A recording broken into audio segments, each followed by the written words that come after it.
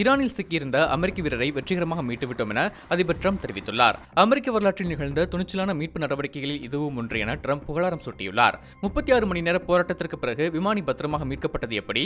கடந்த வெள்ளிக்கிழமை ஈரானில் அமெரிக்காவின் F-15 ரக போர் விமானம் சுட்டு வீழ்த்தப்பட்டதில் ஒருவர் பத்திரமாக மீட்கப்பட மற்றொருவர் ஈரானுக்குள் சிக்கிக் கொண்டார். அவரை தேடிப்பிடிக்க அமெரிக்காவும் ஈரானும் கடுமையாக போட்டி போட்டன.